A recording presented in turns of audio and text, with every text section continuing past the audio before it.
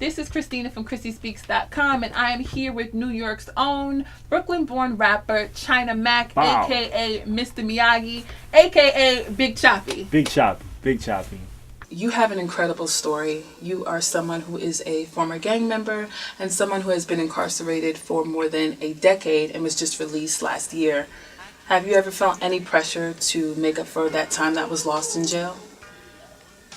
I definitely. But then it's like, I try not to do that. Right. Because if you can't really make up for that. You know what I mean? All you can do is just like do the best you can right now for this time. Because if you try to make up for lost time, you're just gonna get yourself in more trouble.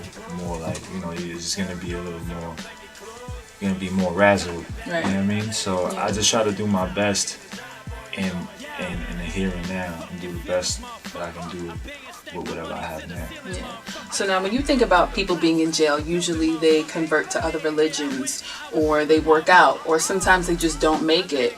You're someone who has spent time, who had magazines subscribed to him in jail. Mm-hmm. And I also heard that you would even watch the show Shark Tank. Facts. You even had like your cellmates watching Shark Tank with you, Facts. Which helped inspired your business, Red Money Records LLC, which is not only your studio, but it's also a label.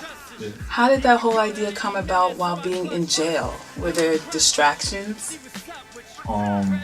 There's definitely distractions. People spend their time how they want to spend their time. Right. Like, you can either use your time wisely to prepare to go home and do something right, or you can just use your time to just waste the time and just go home the same person. Yeah. So like you could play cards, you could watch TV, I never played no games. I worked out, and then if I wasn't working out, if I wasn't cooking, then I'm like, in my cell reading, writing, just trying to make the best of my time and come out as changed as possible. Yeah. You know what I'm saying? And definitely I subscribe to Incorporated magazine. How are you getting magazines while you were locked up? Well, you can order them. You just, You know what I mean? That's how I spent my money. I would order the magazines, Incorporated magazines, Entrepreneur magazines, That's all of those type of magazines, and then I would read, like, I would never read hood novels and novels. You know what I mean? I think the only novel I read was like, what's the name of that show on HBO? Game of Thrones. The Game of Thrones. Oh, wow. I read that. That's cool. That's the only book I really read. Besides that, I read self-help books, business books, and then I just got myself privy on things. I just kept my mind on that type of time. So when the doors open, I would be on that type of time. I would be moving like that. I mean, that was important to me. Now, seeing the success of Red Money Records, are you going to add artists to this roster, or is it just going to be you for now? I mean, I'm definitely gonna add artists to the roster. It's just not now. It's only it's a small business, so Gotcha. we only have enough room to focus on me. Yeah. You know what I mean? Because we haven't reached that level. We haven't gotten that bag yet. You know what I'm saying? But it's really impressive to do this as soon as you get out, and then you just have a registered business. So I wanted to congratulate you on that. Thank you. I also wanted to discuss your childhood. It's just a dope story. So around 8 or 9, you joined the gang Ghost Shadows. Ghost Shadows is a influential and very prominent Chinese gang, similar to a Chinese mafia. During that time when you were in the street and in the gang, how did you then transition from that to then pursuing hip hop music?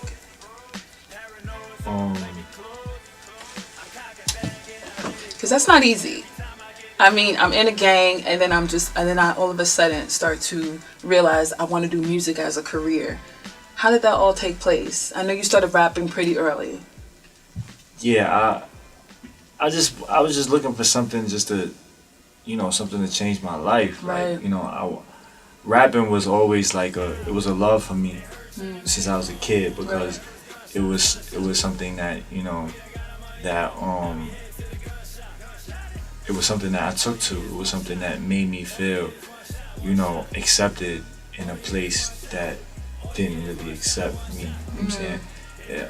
So hip hop, like rapping, always like, you know, it was always a love for me. But then I realized that I was good at it, Yeah. and then to me, I didn't feel like I had that many choices. Right. You know what I mean? To me, I didn't feel like I could be anything else but either like, you know, a hustler, something on the streets, a gangster, doing like robbing people, or because I didn't want to do a 9 to 5. No. You know what I mean? I didn't want to work at McDonald's. I didn't want to, and I had like felonies early. Yeah. You know what I mean? So my mom, I was just like, you know what? I'm gonna just do the rapping thing because I could do it, and I feel like, you know, I can make it. Yeah. So I decided to do that, and since then it's like, you know, I've grown and I've gotten better with the music thing, and I've also gotten better as like a business, you know, businessman. Like Business I know how owner. I know how to like. That's what I'm really good at. Like music, I'm good at. But I think like after a while, I'm not gonna be doing music for long. You know what I'm saying? Because it's really, you know, it was a love that I had when I was younger. Right now, I'm a little older. Now I'm looking at the business. I'm looking at it like how I can turn this into other steps and make money. And profit, and profit. You know what I mean? So music is just a stepping stone for me. And after that, I'm gonna be delving into like different type of. That's dope. I definitely want to hear more about that. I even read that when you were younger, in order to get COs to not search your cell, you would even freestyle, and based on how good you are, they wouldn't search you and your cellmate. What was that like? And do you even remember some of the raps that you did at that time? I think I don't know if I remember it, but it was cool because, you know, it gave me that confidence. Right. You know what I mean? That people were like, you know, and because I was in prison so young, like, and not even in prison, I was like in like those settings so young. Yeah. And like, you know, with my background and me being Asian in a predominantly Black and Spanish environment, Right. I had issues with acceptance. You know what I'm saying? Like I always wanted to be accepted, even as a child. I think that was like the main thing that really got me in trouble, because I wanted to do things that made people accept me. You know what I mean? And because my father wasn't there, because people weren't there in my life, I didn't feel like I was accepted. Right. So that was a thing that I always went through. And then when I started rapping, and then when I was in prison and people started taking to my rapping, I felt accepted. And it was like, okay, you know, I had a taste of that, and it made me want more, because, you know, once I started, well, I walk in a room and everybody be like, you know, look at me like, it's an Asian kid, like, you know, they wouldn't even, you know, they'll have a perception of me. Yeah. But then as soon as somebody starts, like, I start rapping, and then It's a different story. It's a different story. The whole room stops, and I tasted that early, like, you know, and I was just like, oh, you know, that's what, you know, is gonna open me up to, like, you know, when I go to a new prison, you know what I mean? People start, as soon as I start opening my mouth and I start rapping, it's just different. I get that acceptance. Yeah. You know what I mean? People start being like, oh, that's something nice. You know what I'm saying? And then that's how